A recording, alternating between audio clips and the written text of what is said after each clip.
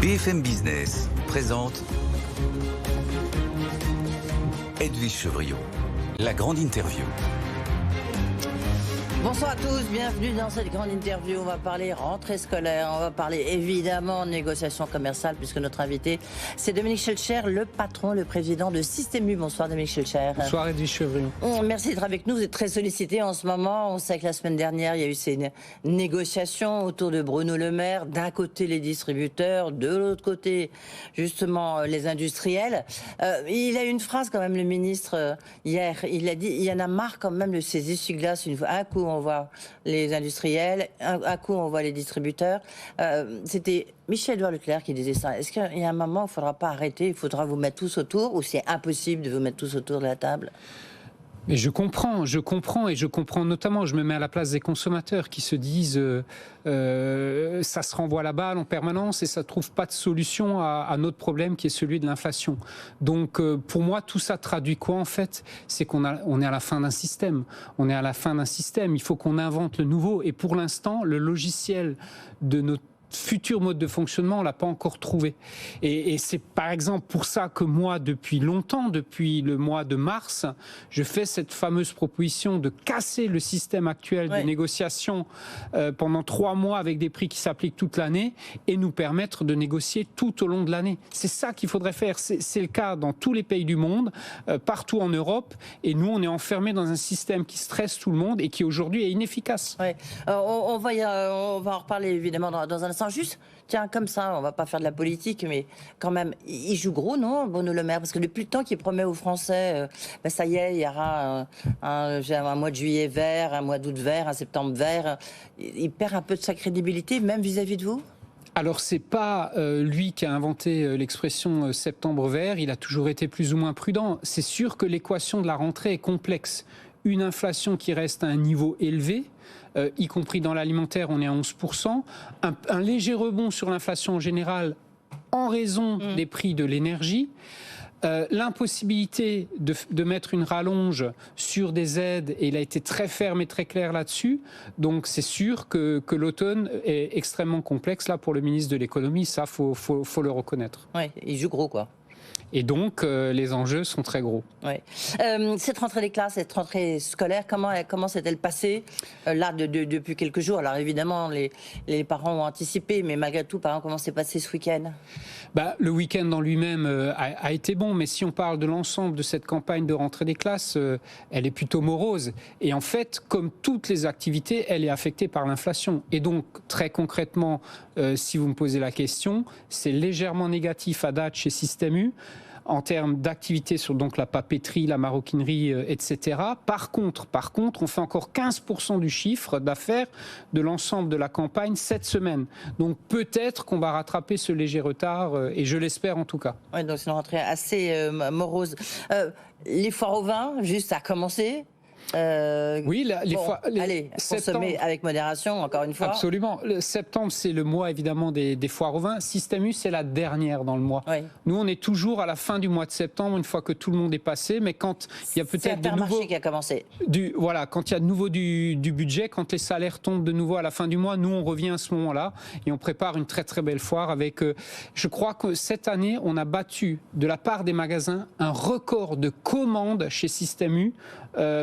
Pour mettre en rayon, etc. Je crois qu'on bat le record absolu. Mais on pourra en reparler un peu plus tard dans la saison. Vous reviendrez nous voir. Est-ce qu'on est dans une nouvelle ère de déconsommation ? Votre confrère est néanmoins ennemi, Alexandre Bompard, le patron de Carrefour, a dit, même on reprend souvent cette expression, on est dans un tsunami de déconsommation. Est-ce que vous dites, on est entré dans cette nouvelle ère ? Oui, et je le dis depuis longtemps, et moi, mon image, c'est que le contenu du caddie a profondément changé, et je pense qu'il ne sera quasiment plus jamais comme avant. Parce que les habitudes profondes que prennent nos consommateurs sous le coup d'une inflation de 21% sur 2 ans, on est à 21% sur 2 ans, le changement, il est profond. Et donc, je décris nos clients comme... avant, je disais, il y a 2 France. Maintenant, je dis qu'il y en a 3. Et chaque fois qu'un sondage, une étude sort, ça me conforte. Il y a 1/3 des Français qui sont en grande difficulté. un tiers, plus de 30%, avec là-dedans une partie des Français qui ne se nourrissent même plus à leur faim. Ça, c'est pas moi qui le dis, c'est l'Obsoco. Ça, c'est un tiers très difficile. Ils ont du mal à boucler la fin du mois. Et même avant, on bouclait le mois le 20 ou le 25. Maintenant, c'est le 10 ou le 15. Un deuxième tiers, et c'est ça qui est nouveau, c'est, je dirais, la France des classes moyennes, la France des retraités qui étaient plus ou moins à l'aise. Ces gens ont changé de comportement. Ce sont par exemple eux qui vont vous dire j'achète moins de viande parce qu'elle est devenue trop chère, j'achète moins de grandes marques parce qu'elles sont devenues beaucoup trop chères, je préfère acheter un produit de marque distributeur. Et il y a maintenant un petit tiers qui est encore à l'aise, qui a les revenus qui lui permettent de ne pas regarder l'addition. Mais voilà, on est vraiment face à 3 tiers. Donc une nouvelle ère, c'est clair, changement de comportement, mais une déconsommation durable, une décroissance presque en fait. En fait, sous le coup de cette inflation, les gens vont à l'essentiel, donc ils ont éliminé un certain nombre de produits. Ils ont éliminé aussi d'autres activités. Regardez et observez ce qui se passe dans la coiffure.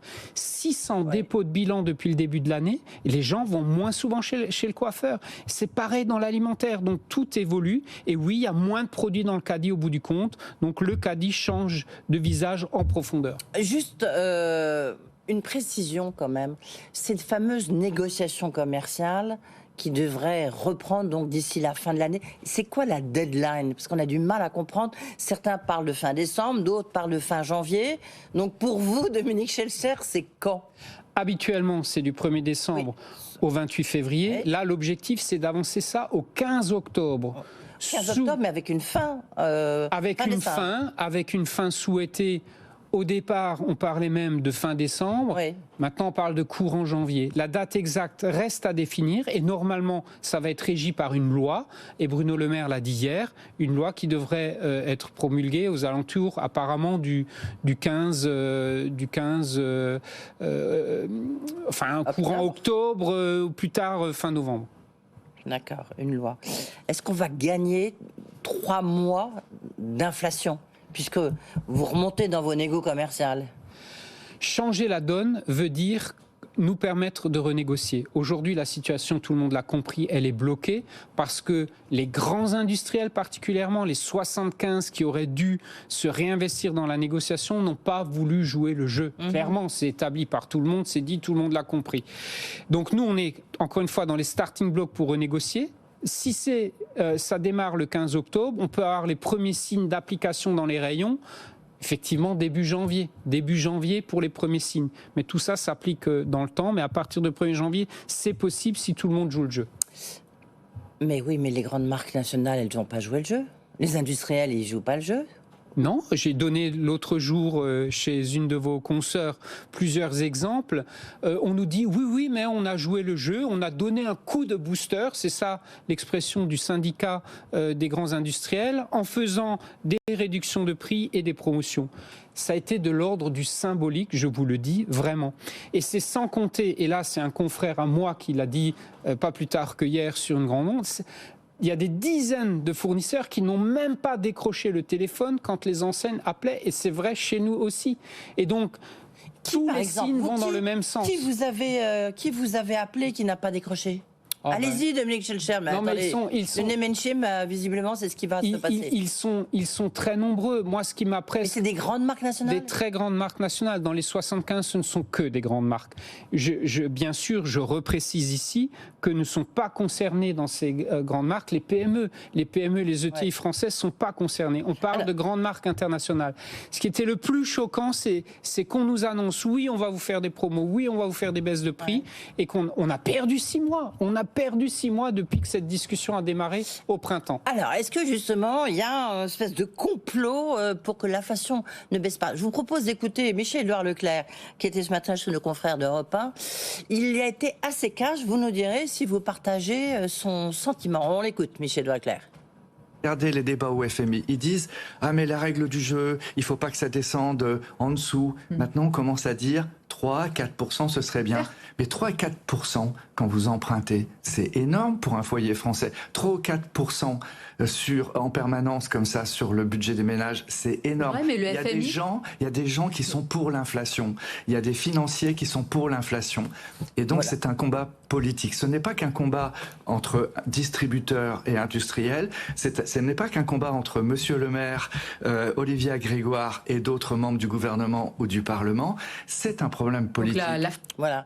Un combat politique. Il y a des gens qui veulent de l'inflation. Est-ce que vous trouvez qu'il est un peu perdu dans son domaine, ou alors est-ce que vous pensez qu'il a tout à fait raison, qu'il met les pieds dans le plat? Là, pour le coup, je ne m'inscris pas du tout dans ce discours. Je suis pas complotiste. Hein. Il y a eu suffisamment de complots compliqués ces derniers temps. Moi, je ne m'inscris pas du tout là-dedans. Et qu'est-ce qui est en train de se passer?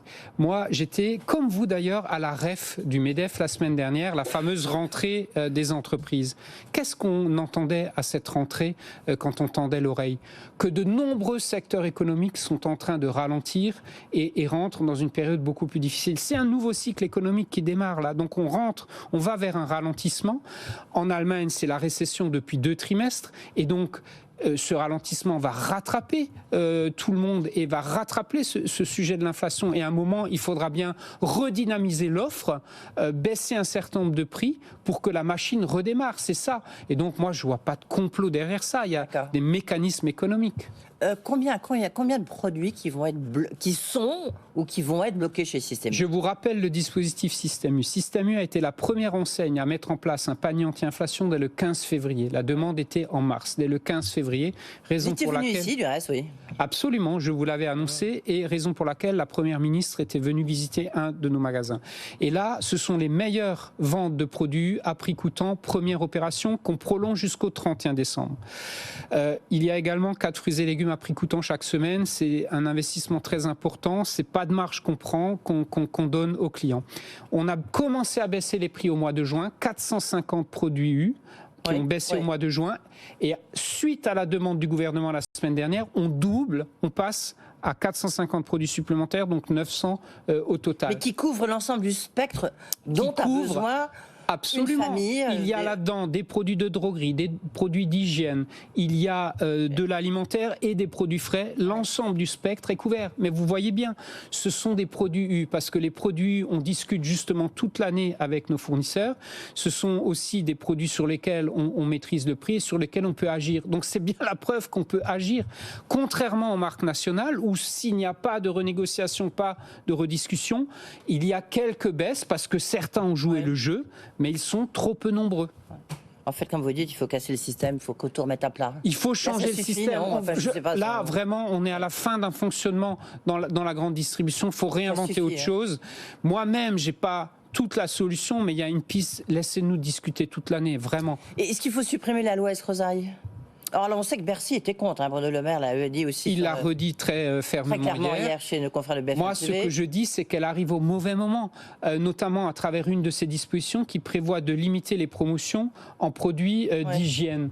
Or, c'est clair, net et précis, et on le voit chez nous aussi, il y a un certain nombre de clients qui ne peuvent plus se payer ces produits, ils ne peuvent plus se les payer, ils ne les mettent plus dans le caddie. Et là, on va encore limiter les promotions là-dessus, ça arrive au mauvais moment, Et donc, on a un sujet, effectivement, d'un certain nombre... L'idée de départ, pardonnez-moi, de la loi Escrozaille, en fait, c'était de protéger les agriculteurs, hein. C'était ça. Alors, au départ. Cette partie-là, Egalim 1, Egalim 2, en fait, d'Escrozaille, c'est Egalim 3. Protéger le revenu des agriculteurs, c'était une bonne idée.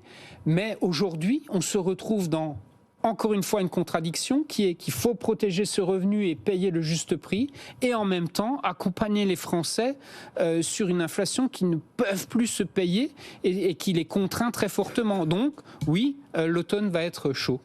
Prix à la pompe, comment ça se passe chez vous? Est-ce que vous avez entendu les propositions de Xavier Bertrand, la réponse de Bruno Le Maire en disant c'est formidable, tout ce qu'il propose ça coûte 12 milliards, nous ça nous a coûté 8 milliards. Le patron de Total a dit il ne faut pas que ça dépasse 1,99 €. Moi je ne peux pas vous répondre. Et vous, Dominique Schelcher? Moi je ne peux pas vous répondre sur il faut des aides ou il ne faut pas d'aide. Par contre, ce que je peux vous dire, le carburant reste un prix d'appel, puisque c'est le premier prix qu'on voit quand on arrive sur le parking d'un magasin, donc on prend peu de marge ou quasiment pas de marge. Donc, et de toute façon, on compare en permanence avec nos confrères. Par contre, ce que je ressens très fortement pour répondre à votre question, il y a un vrai sujet de carburant, ça c'est clair et net, qui monte en puissance actuellement, particulièrement là, dans les territoires, à la campagne, ça redevient un vrai sujet dont les gens parlent, à 2 € du litre. Donc oui, à nous de tirer nos marges au maximum et on le fait. Mais cet automne, il y a un vrai sujet carburant qui revient de manière très forte. Vous êtes à prix coûtant chez Système U? On a fait du prix coûtant à tous les chassés-croisés de cet été. En ce moment, pas forcément, mais encore une fois, on gagne 1 ou 2 centimes. On ne peut pas tout le temps non plus être à marge zéro. Pourquoi? Il y a des collaboratrices qui vous encaissent. Il y a un fonctionnement de la station. On ne peut pas être à marge zéro en permanence, mais la marge reste très faible. Votre secteur donc, est secoué par tout ce qu'on vous venez de nous expliquer, mais il est aussi secoué parce qu'il y a eu des rachats qui vont complètement rebattre les cartes, où on a vu Carrefour qui a annoncé le rachat de Cora, Intermarché va racheter des casinos. Casino est en train de changer de main à condition que son plan de continuation soit validé. Comment est-ce que vous voyez là les prochaines semaines? Ça va tanguer? Ça va... Qu'est-ce qui est en train de se passer? Il y a cette période, de transformation du métier. On en parle depuis le début de cette interview. Et quand il y a des périodes comme ça de transformation, il y a une accélération. De quoi? Les plus fragiles tombent. Et les plus solides résistent. Et donc, aujourd'hui, Casino fait partie malheureusement des plus fragiles pour plein de raisons, et donc est repris par un nouvel intervenant sur notre secteur. Il faut maintenant que tout ça se stabilise, tous ces rachats se stabilisent, que les politiques commerciales qui ont été annoncées se mettent en place. Nous, on continuera à jouer notre jeu. Ça vous fragilise pas, Système U? Pas du tout, pas du tout. Et pourquoi? Je vais vous le dire. Certes, nous avons 12% de part de marché, mais Système U est équipé, entre guillemets, d'une alliance européenne aux achats. Et donc, moi, j'ai aucune difficulté à acheter avec mes confrères européens indépendants ou familiaux, et notamment l'allemand EDEKA. Merci beaucoup, Dominique Schelcher. On l'a compris, c'est quand même une rentrée très compliquée pour les Français, mais pour vous aussi. Merci d'être venu ici sur le plateau de BFM Business.